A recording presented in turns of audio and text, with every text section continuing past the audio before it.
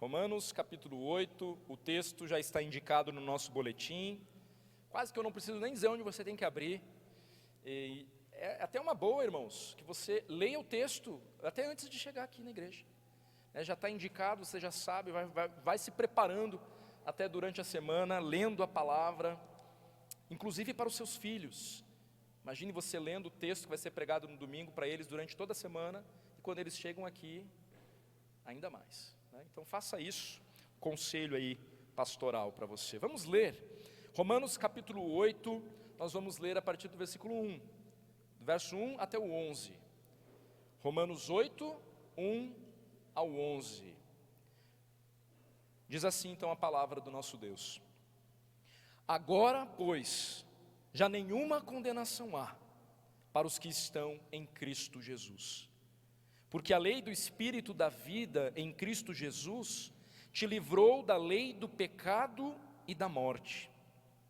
Porquanto o que fora impossível à lei, no que estava enferma pela carne, isso fez Deus, enviando o seu próprio Filho em semelhança de carne pecaminosa e no tocante ao pecado. E, com efeito, condenou Deus na carne o pecado, a fim de que o preceito da lei se cumprisse em nós, que não andamos segundo a carne, mas segundo o Espírito. Porque os que se inclinam para a carne, cogitam das coisas da carne, mas os que se inclinam para o Espírito, das coisas do Espírito. Porque o pendor da carne dá para a morte, mas o do Espírito para a vida e paz. Por isso, o pendor da carne é inimizade contra Deus, pois não está sujeito à lei de Deus, nem mesmo pode estar. Portanto, os que estão na carne não podem agradar a Deus. Vós, porém, não estáis na carne, mas no Espírito, se de fato o Espírito de Deus habita em vós. E se alguém não tem o Espírito de Cristo, esse tal não é dele. Se porém Cristo está em vós, o corpo na verdade está morto por causa do pecado, mas o Espírito é vida por causa da justiça. Se habita em vós o Espírito daquele que ressuscitou a Jesus dentre os mortos, esse mesmo que ressuscitou a Cristo Jesus dentre os mortos, vivificará também o vosso corpo mortal, por meio do seu Espírito que em vós habita. Nós vimos durante as últimas semanas, no capítulo 7, nos foi apresentado ali uma batalha interior que todo cristão trava. Eu e você travamos essa batalha interior. O pecado ainda é uma realidade então na vida do crente. Antes de Cristo, nós vivíamos em um cenário em que não nos era possível dizer não para o pecado. Nós estávamos mortos, cegos espiritualmente. Essa é a realidade. É isso que nós vemos, e Paulo, em Romanos, ele já deixou muito claro essa realidade espiritual de todo homem caído. Então, no passado, para nós que estamos em Cristo, o cenário era justamente esse: mortos, cegos espiritualmente, totalmente incapacitados de dizer não para o pecado. Nós vimos no capítulo 7 que há uma esperança para nós. No futuro, já não haverá mais essa luta interior que você certamente travou novamente durante toda essa semana que passou. No futuro já não haverá mais essa luta interior. Nós estaremos glorificados quando o Senhor Jesus Cristo voltar, ou quando, diante da morte, nós estivermos junto com o Senhor, aguardando a ressurreição do nosso corpo, mas aí então já desfrutando da presença do nosso Senhor, e então não tendo mais essa luta, totalmente transformados, e aí sim, lá no futuro, incapazes de dizer sim para o pecado. Imagina, meus irmãos, que momento maravilhoso será esse? O que será que nós vamos sentir, né? Nas nossas emoções, na nossa mente, estarmos totalmente despojados dessa luta interior que travamos agora diariamente. Mas hoje, nós travamos essa luta interior. Hoje, nós travamos essa luta entre carne e o espírito, entre o que nós sabemos que deve ser feito e agrada a Deus, e aquilo que de fato nós fazemos, e que no fim das contas, muitas vezes, desagrada a Deus. Nós vivemos essa luta interior, nós vivemos e vimos no capítulo 7, esse dualismo, no qual nós somos capacitados agora em Cristo, a dizer não para o pecado, mas infelizmente, em virtude da nossa natureza pecaminosa, dessa batalha interior que ainda a gente tem que lidar com ela, infelizmente, apesar de salvos, apesar de já capacitados a dizer não para o pecado em Cristo Jesus, eu e você ainda dizemos sim. E vimos então, especificamente no sermão passado, no domingo passado, que a estratégia dada por Deus para que a gente esteja engajado nessa luta interior, ela envolve o reconhecimento da realidade desta batalha. Então eu preciso reconhecer esta batalha, eu preciso repudiar o pecado, odiar aquilo que Deus odeia, esse é o segundo passo nessa estratégia que Deus nos dá, e recorrer a Cristo. Reconhecer a realidade da batalha, repudiar o pecado e recorrer a Cristo, correr na direção de Cristo. Então, meus irmãos, com isso em mente, nós vimos que um cristão genuíno, um cristão verdadeiro, um filho de Deus, ele deve odiar o pecado e ele deve correr para resisti-lo. É isso que o filho de Deus deve fazer. Essa é a dinâmica da vida do cristão. Devemos odiar o pecado e correr para Cristo para resisti-lo. Então, o processo de santificação, no fim das contas, irmãos, é uma realidade presente para todo filho de Deus. Estar consciente desta realidade, então, não deve nos desanimar.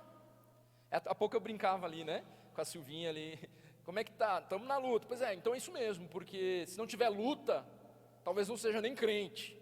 Porque essa realidade presente envolve essa luta interna, mas também externa, que nos atinge de alguma maneira, né? Esse mundo de fato jaz no maligno, mas essa realidade não deve nos desanimar sobremaneira, ao contrário, deve de alguma forma até mesmo nos encorajar. Então a oportunidade, irmãos, de poder recorrer a Cristo em momentos assim, deve ser um motivo de alegria para nós os que cremos. Seja o mais terrível dos pecados, seja qual for, mas se esse pecado de alguma maneira te conduz aos pés da cruz, nesse sentido que eu estou dizendo, que deve ter um gostinho até de alegria, né? Porque Deus na sua misericórdia nos abriu os olhos para nós encontrarmos refúgio nele, no meio das provações, no meio das adversidades. Esse é o privilégio que a salvação em Cristo nos dá. Nós somos aceitos por Deus através de Cristo, e isso se dá pelo reconhecimento dos nossos pecados, e isso se dá não só por isso, mas por uma entrega total ao nosso Senhor Jesus Cristo. O capítulo 8 que nós vamos iniciar hoje, ele nos remete a uma cena de triunfo. Então, se no capítulo 7 nos é apresentado a realidade do conflito, a realidade da natureza pecaminosa agindo nas nossas vidas, então agora aqui no capítulo 8, nos é apresentado, irmãos, a segurança da vida eterna no Espírito de Deus, que é apesar de nós. Essa segurança é apesar de nós. Um dos mais belos presentes que nós recebemos de Deus, irmãos, é a certeza da segurança da vida eterna em Cristo Jesus. Não há bênção maior que o perdão dos pecados. Não há presente mais precioso e valioso do que o perdão dos pecados. A batalha interior travada em nosso coração, então, pode nos deixar desanimados, cansados, tentados até mesmo a desistir. Nós somos assim, né? Mas então Paulo, ele declarou no versículo 25 do capítulo 7, graças a Deus por Cristo Jesus nosso Senhor. E agora no capítulo 8, ele reforça ainda com mais força as verdades que devem tomar conta dos nossos pensamentos para nós enfrentarmos a luta contra o pecado. Então, a ideia nessa noite é que eu espero que a gente saia daqui com essa clareza de que a vitória sobre a carne vem quando o Espírito renova a mente do crente. A vitória sobre a carne, ela vem quando o Espírito renova a mente do crente. E esta renovação da nossa mente, adivinha, se dá por meio das Escrituras, se dá por meio da palavra de Deus. E eu afirmei então que no texto que nós acabamos de ler, nós devemos nos apoderar, no melhor sentido dessa palavra, das verdades, de verdades que devem tomar conta dos nossos pensamentos para enfrentarmos a luta contra o pecado. E que verdades são essas? Que verdades devem ser conhecidas por nós, que são capazes de renovar o nosso entendimento, nos dando a vitória sobre a carne? Que verdades são essas? Essas verdades, elas têm a ver com as bênçãos e privilégios que o Espírito Santo concede aos crentes, e nós vamos ver que verdades são essas aqui nessa noite. E a primeira verdade, nós extraímos dos primeiros 3 versículos do capítulo 8, Romanos 8, versos 1 a 3. Eu não sou mais condenado, mas livre em Cristo. Essa é uma verdade espiritual que você precisa se apoderar para vencer a sua carne. Eu não sou mais um condenado, mas livre em Cristo. Verso 1, agora pois já nenhuma condenação há para os que estão em Cristo Jesus, porque a lei do Espírito da vida em Cristo Jesus te livrou da lei do pecado e da morte. Porquanto que fora impossível a lei no que estava enferma pela carne, isso fez Deus, enviando o seu próprio Filho em semelhança de carne pecaminosa, e no tocante ao pecado, e com efeito, condenou Deus na carne o pecado. A chave para a nossa santificação é a nossa justificação. Entenda quem você é em Cristo Jesus. Nós precisamos entender quem somos em Cristo. Apesar da luta, apesar da batalha interior que eu e você enfrentamos, agora já nenhuma condenação há para os que estão em Cristo Jesus, versículo 1, nós fomos justificados, graças a Deus, por Cristo Jesus, nenhuma condenação há para nós, porque Ele foi condenado, Deus o condenou na cruz.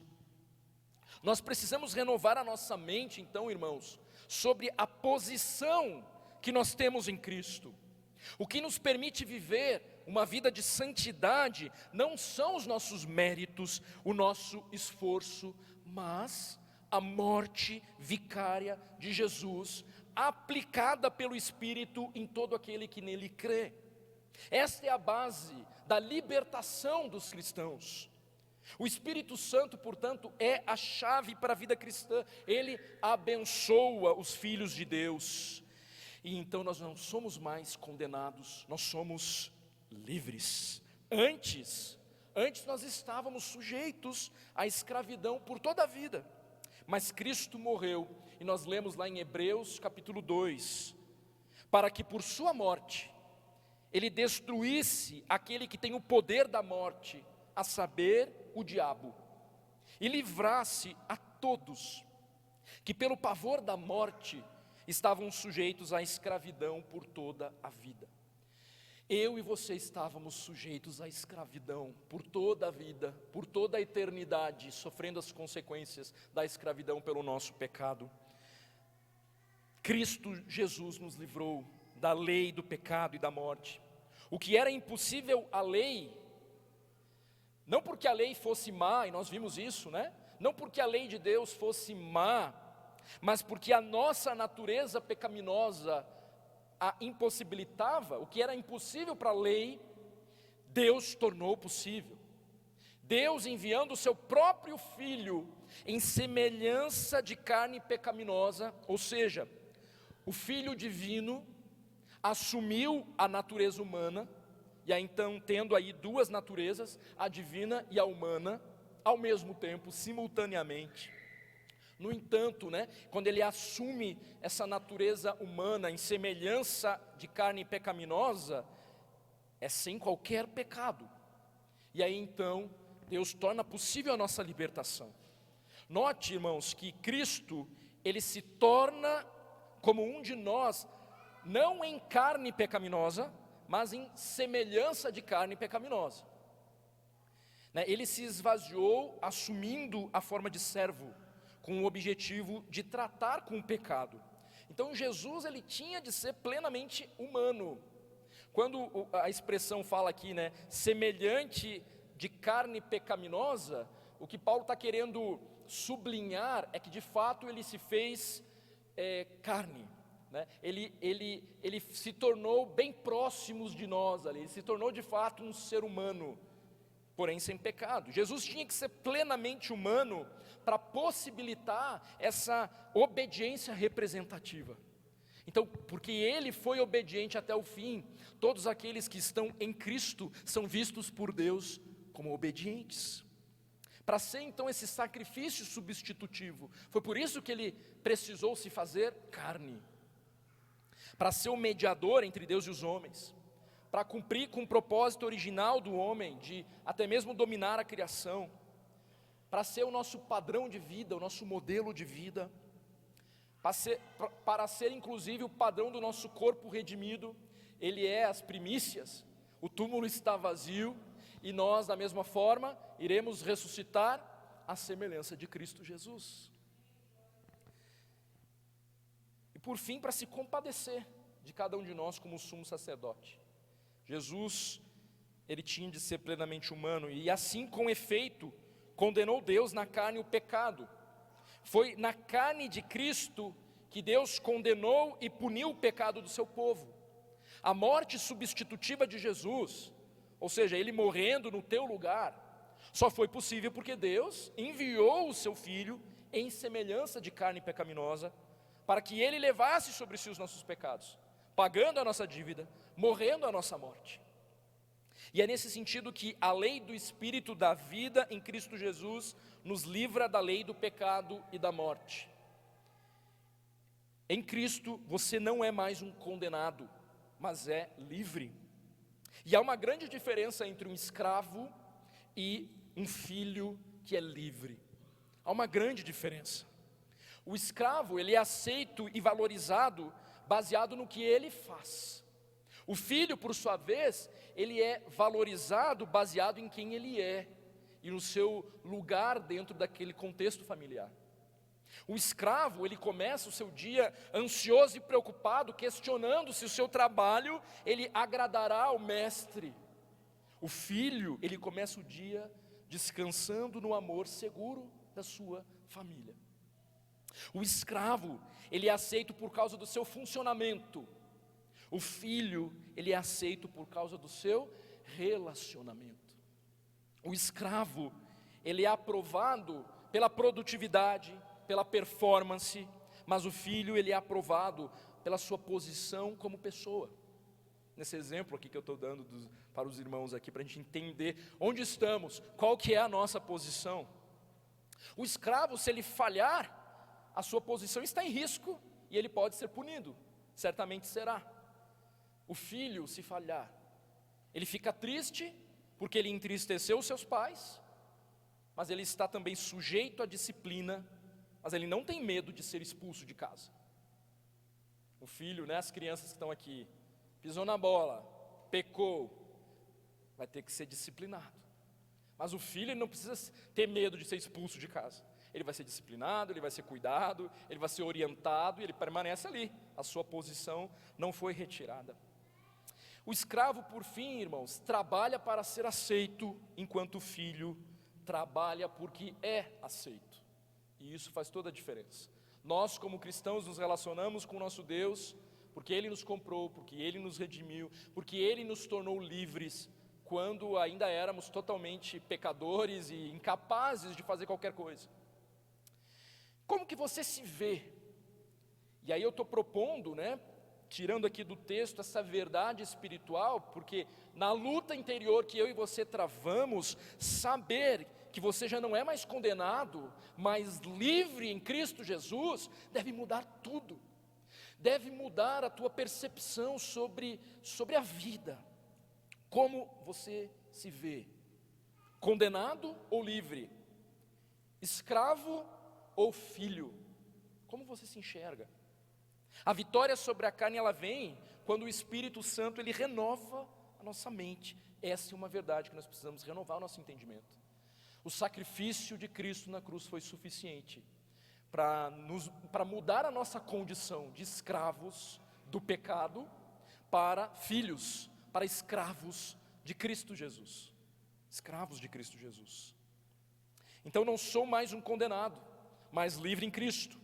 Essa verdade é uma verdade que deve mudar a tua disposição na luta contra o pecado. Porque é claro que o nosso Deus, que se revela como um Pai, Ele quer tratar as nossas feridas, tratar os nossos pecados, e Ele certamente o fará. Porque um pai disciplina os seus filhos, e é assim que Ele nos trata. Mas coisa boa é poder saber que já não há mais condenação. Apesar desse cuidado pastoral do nosso grande pastor, já não há mais condenação. E ser tratado por Ele é privilégio todo nosso. E segurança para nós. Receber o tratamento do Senhor. Agora, se você está vivendo de uma forma que não agrada ao Senhor, e você sabe muito bem, e está sem disciplina, então as luzes devem se acender. Você deve, talvez ainda nessa noite, ir falar com Deus lá no teu quarto, para verificar em que fé você está apoiado. É na fé que salva ou numa fé inventada?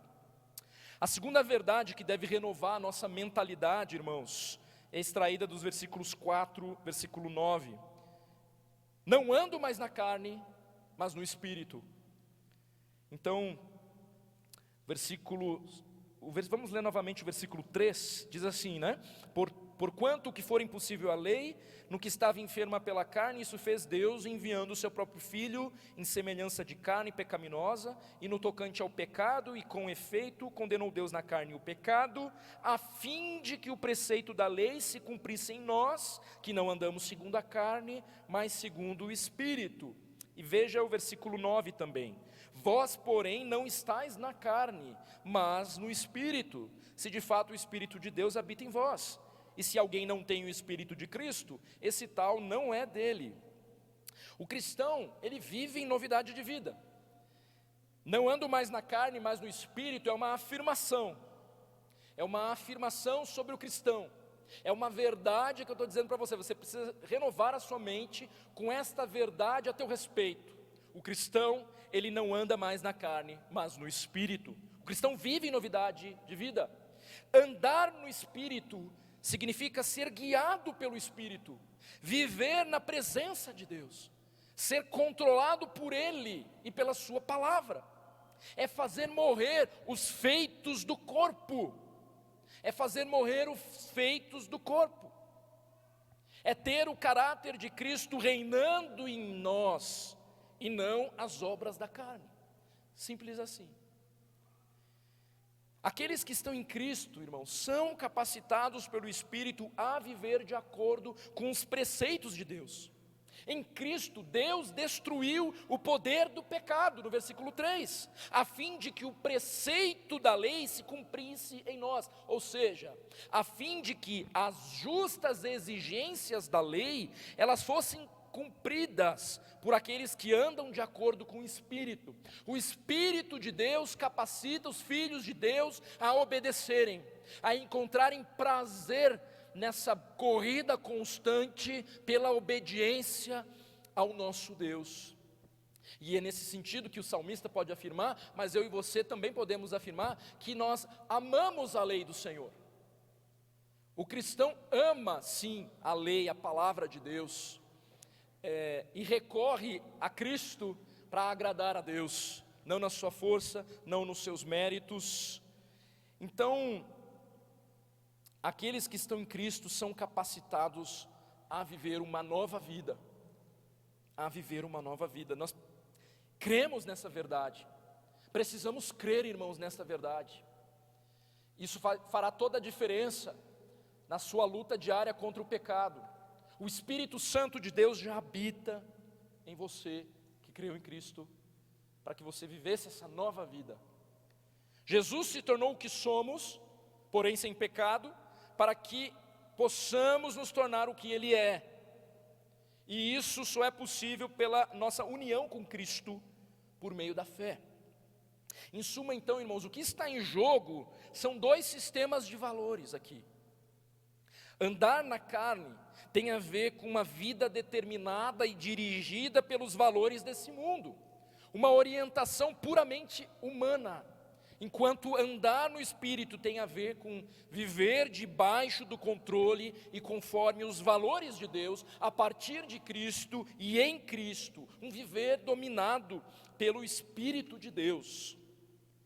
Então, quando Paulo afirma no versículo 9, não estais na carne, mas no Espírito, visto que de fato o Espírito de Deus habita em nós, aqui o versículo 9, ele às vezes pode nos confundir, na tradução, dando a entender, que pudesse estar lançando uma dúvida, se de fato o Espírito habita em vós, mas o que ele está afirmando, no fim das contas, é quase que o contrário disso aqui, no sentido de que, visto que de fato o Espírito de Deus habita em nós, ele está fazendo um contraste, porque ele está dizendo que, se o Espírito de Deus, se alguém não tem o Espírito de Deus, esse tal não é dele.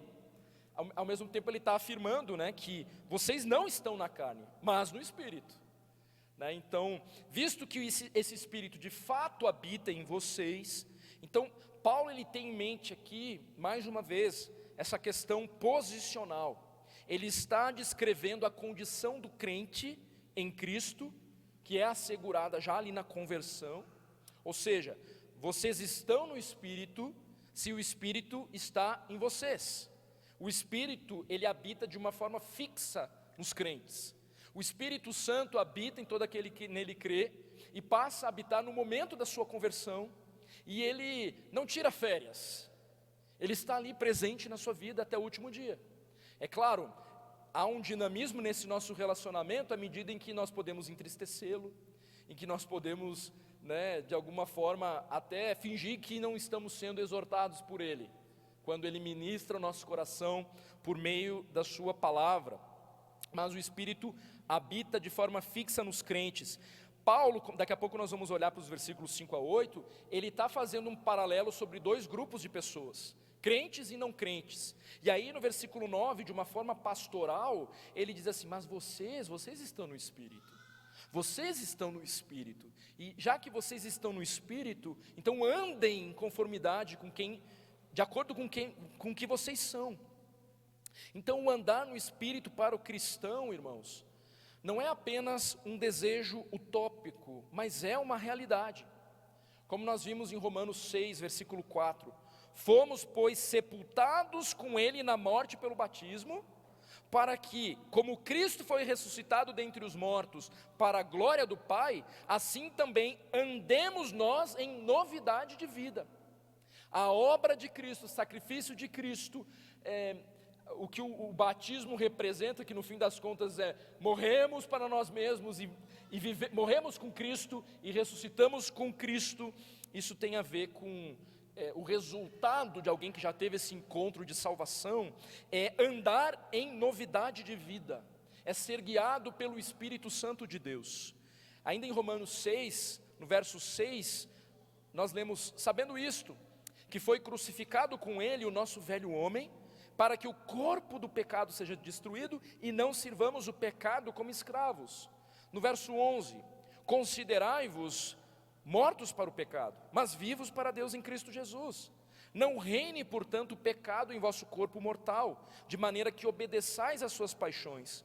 Nem ofereçais cada um os membros do seu corpo ao pecado como instrumentos de iniquidade, mas oferecei-vos a Deus como ressurretos dentre os mortos, e os vossos membros a Deus como instrumentos de justiça. Ser guiado pelo Espírito, ser controlado por Ele, por sua palavra, fazer morrer as obras da carne. Essa é a dinâmica da vida do cristão, até o último dia, até o último dia.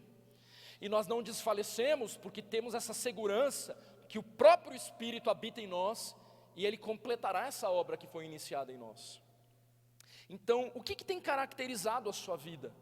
Quando nós lemos Gálatas 5, nós vimos, temos visto isso pelas nossas manhãs. Quando nós lemos Gálatas 5, as obras da carne e o fruto do Espírito, eles não são descritos ali. Prostituição, impureza, lascívia, idolatria, feitiçarias, inimizades, inveja, ciúmes, iras, discórdias, ambição egoísta, disenções, facções, heresias, invejas, bebedices, glutonarias, orgias, e a lista é só para dar exemplo, que ela poderia continuar aqui. Tamanha a corrupção e a criatividade do coração do ser humano. E o fruto do Espírito também nos é descrito: amor, alegria, paz, longanimidade, benignidade, bondade, fidelidade, mansidão, domínio próprio. Deus, Ele nos garante uma vida de vitória sobre a carne. O que tem caracterizado a sua vida? Qual é a característica? O que as pessoas têm a falar a teu respeito, dentro e fora da igreja? Você é reconhecido como aquele que exala o bom perfume de Cristo? Meus irmãos, nós não andamos mais na carne, mas no Espírito. O Espírito Santo habita em nós, os que cremos. Devemos viver em conformidade com a nossa identidade. Para de viver essa coisa esquizofrênica. Ou você é, ou você não é. E talvez essa reflexão é pessoal mesmo. É você lá no seu quarto nessa noite falando com o Senhor: eu sou ou não sou? E se o teu desejo, Senhor, eu quero ser, então realmente se entregue ao Senhor Jesus Cristo. Se arrependa dos seus pecados. De fato, confie nele, creia na pessoa de Jesus Cristo, na obra dele naquela cruz. É isso que é aceitar Jesus Cristo. Aceitar Jesus Cristo não é só levantar a mão em algum culto qualquer, mas é crer que Ele é o Deus encarnado, que levou sobre si as nossas iniquidades, os nossos pecados. E fale com Deus: Senhor, eu quero ter intimidade contigo. Eu me reconheço como pecador, eu preciso de um Salvador. Esse Salvador é Tu, Senhor Jesus. Eu creio. E fale com o Senhor, Ele não despreza um coração quebrantado e contrito. Então é claro que existe essa luta interior, irmãos, que todos nós pecamos e lutamos contra isso até o último dia, mas nós que pertencemos a Cristo, temos o próprio Deus habitando em nós, de forma que nós não podemos nos conformar com este mundo. E se você está amando mais as coisas deste mundo do que aquilo que Deus ama, então tem algo errado. Tem algo muito errado. E você precisa sondar o próprio coração, pedir para que Deus sonde o seu próprio coração. Porque das duas uma: ou você realmente está ouvindo essa mensagem mais uma vez, para o Senhor te dando a oportunidade, para como filho, acertar o passo e receber o afago e a correção que o Pai dá, ou você está ouvindo essa pregação, e se não houver arrependimento, para que mais um peso de condenação seja colocado sobre a sua vida, então pare de se enganar. O auto-engano é um problema, porque religiosidade não salva ninguém. Cristo Jesus nos salva. Confie exclusivamente em Cristo Jesus, e Ele transformará a sua vida. Ele trará a libertação que só Ele pode dar. O fruto do Espírito. Deus nos garante então, irmãos, uma vida de vitória sobre a carne, para aqueles que são filhos. Então, verdades espirituais que eu espero que o Espírito Santo ministre seu coração, para que você, durante essa mensagem, mas logo depois, no decorrer dessa semana, você esteja ruminando cada uma destas verdades e se confrontando como que estas verdades te auxiliam a viver uma vida de santidade. Eu não sou mais um condenado, mas livre em Cristo. Eu não ando mais na carne, mas no Espírito, porque o Espírito Santo de Deus habita em mim. Então eu vou combatendo pensamento após pensamento com a verdade bíblica. E a terceira verdade que deve renovar a nossa mentalidade, meus irmãos, versos 5 e 8, eu não penso mais em como agradar a carne, mas a Deus. Verso 5 até o verso 8, porque os que se inclinam para a carne, cogitam das coisas da carne, mas os que se inclinam para o Espírito, das coisas do Espírito. Porque o pendor da carne dá para a morte, mas o do Espírito para a vida e paz. Por isso o pendor da carne é inimizade contra Deus, pois não está sujeito à lei de Deus, nem mesmo pode estar. Portanto, os que estão na carne não podem agradar a Deus. Então essa história, né, nossa irmão, não haja na carne. E claro, nós podemos dar vazão aos nossos pecados e à nossa natureza pecaminosa. E aí, essa luta interior que temos entre carne e espírito. Mas no contexto do que nós estamos lendo aqui, Paulo parece nos indicar dois tipos de pessoas. Porque quando ele afirma, né, que esse pendor da carne é inimizade contra Deus, porque não está sujeito à lei de Deus, nem mesmo pode estar. Os que estão na carne não podem agradar a Deus. É o inverso daqueles que estão em Cristo Jesus. Porque quem está em Cristo Jesus pode frutificar para o nosso Deus. Frutificará, na verdade. A vida cristã, ela é uma renovação constante da mente, irmãos. E os versos 5 e 8, eles descrevem então esses dois grupos de pessoas, convertidos e não convertidos. Dois tipos, mais uma vez, de mentalidades aqui, antagônicas. A mentalidade da carne, que é morte, e a mentalidade do Espírito, que é vida e paz. Então perceba que aqui não se está falando da possibilidade de ser guiado ora pela carne e ora pelo Espírito. Há uma descrição que aponta para os que se submetem ao Espírito, aos que andam no Espírito, significa aqueles que se submetem ao Espírito em obediência, e os que não se submetem ao Espírito, não podendo agradar a Deus. Os que estão na carne não podem agradar a Deus, ao passo que os que estão em Cristo podem agradar a Deus, se inclinando para as coisas que são do Espírito. Então é possível, quer dizer, na verdade é impossível nós estarmos nos dois lados ao mesmo tempo. É impossível nós estarmos nos dois lados ao mesmo tempo. É claro que todo cristão, irmãos, e preste atenção nisso, é claro que todo cristão enfrenta a batalha interior na luta contra o pecado, como a gente tem visto, mas a realidade desta batalha, ela é bem diferente de uma disposição mental contrária às coisas de Deus, percebe? Então existe uma realidade de uma batalha interior, mas isso é uma coisa, mas uma disposição mental contrária às coisas de Deus é outra coisa bem diferente.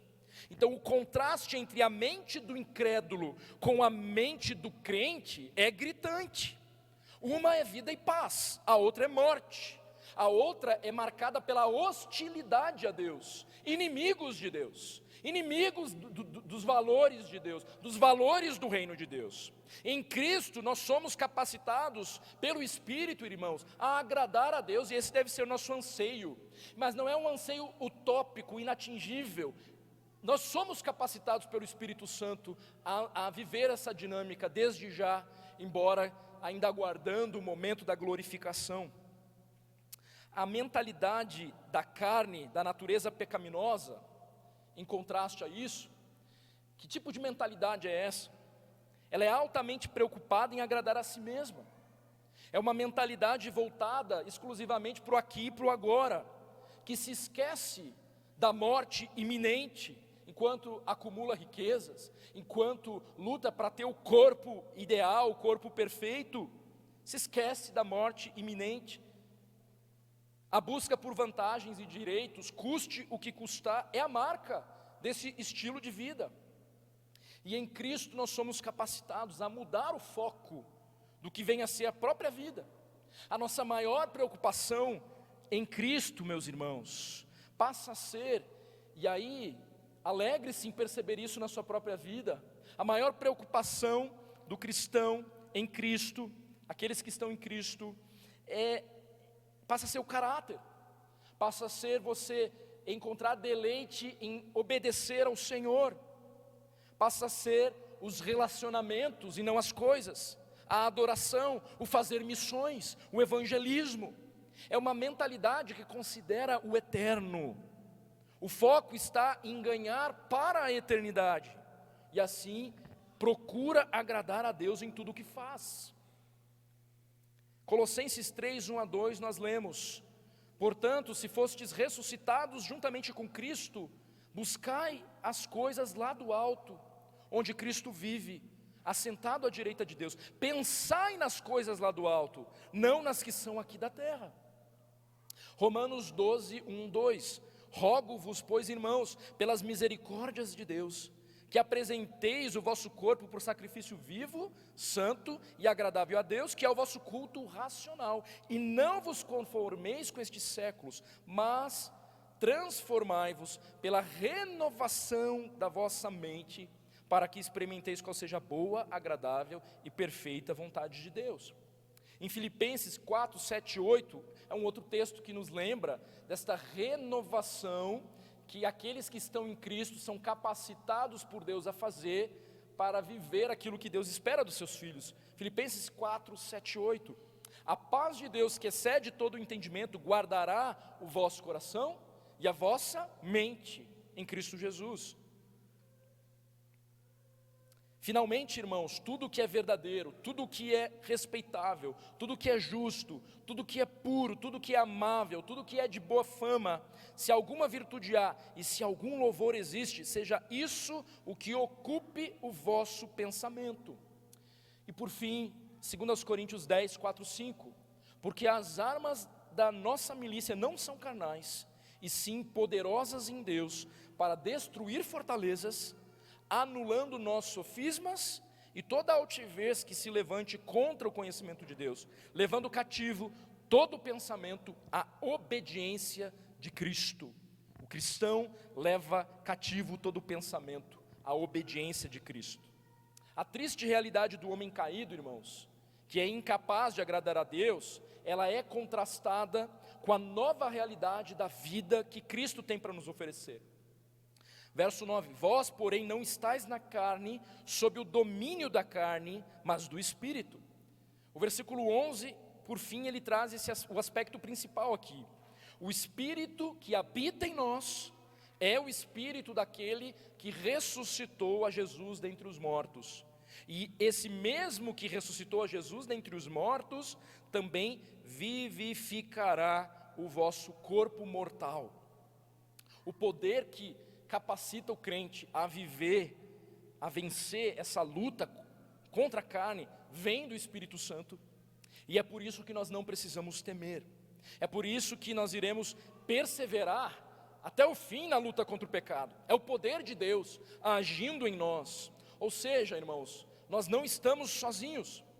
O Senhor Deus, através de Cristo Jesus, através do Espírito Santo, que habita naquele que crê, age em nós com poder, um poder que permite aos crentes desfrutarem desse ministério do Espírito Santo, que de alguma maneira nos serve, nos garantindo a segurança da vitória na vida cristã.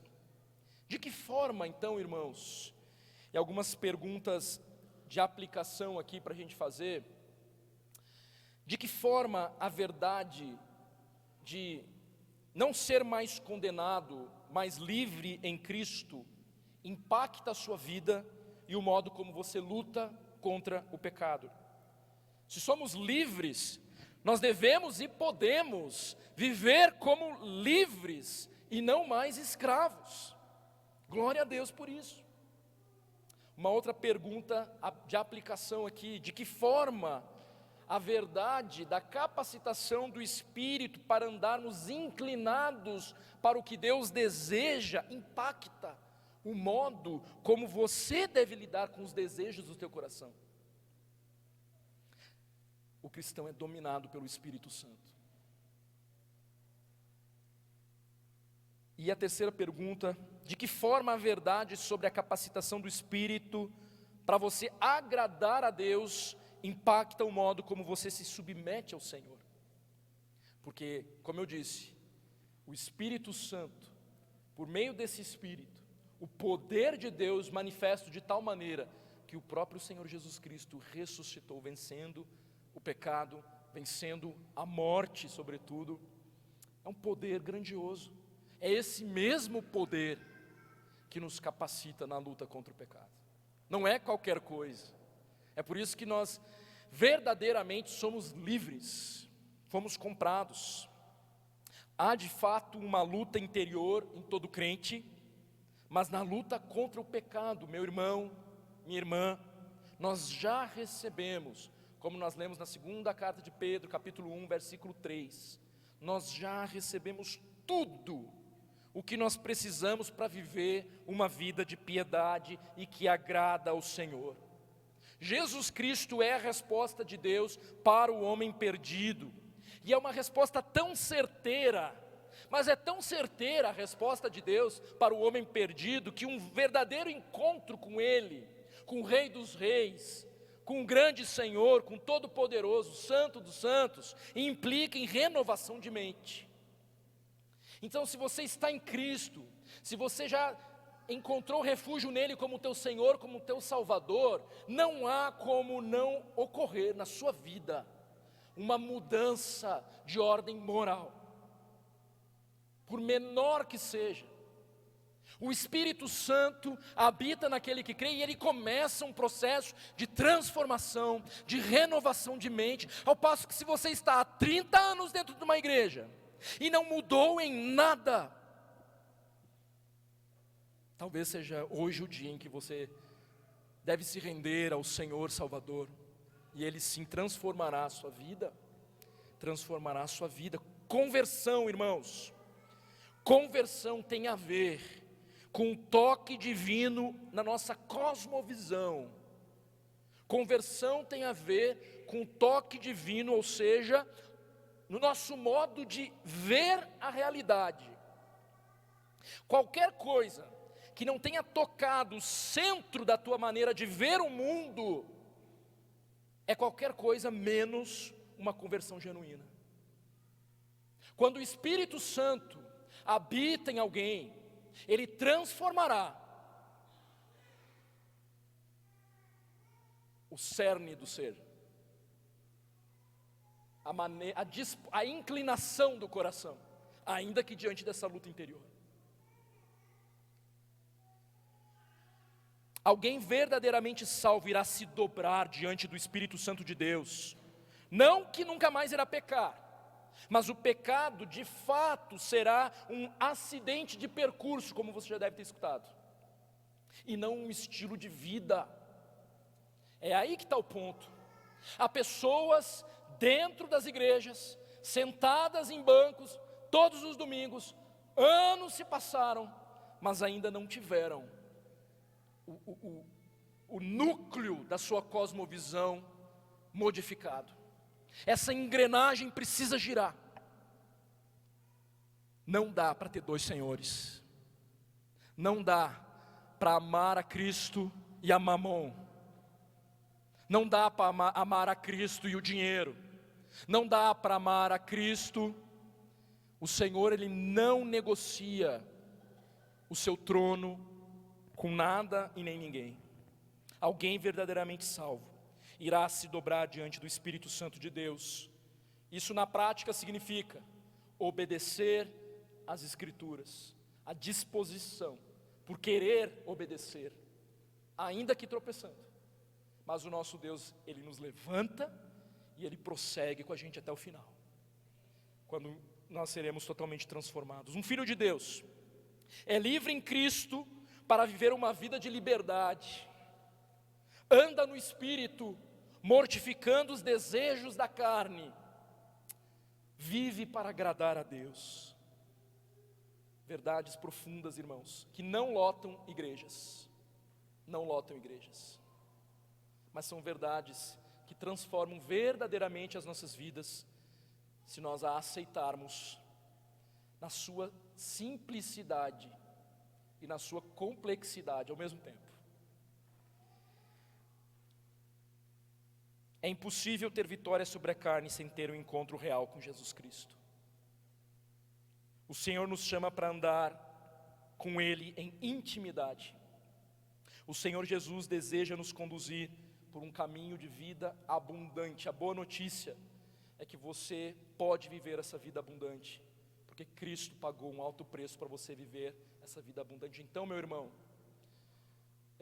submeta-se ao Senhor, e então desfrute dessa vida abundante. E aqui, então, eu encerro essa palavra. Quero convidar você a se colocar em pé para nós orarmos, enquanto a equipe de louvor se aproxima.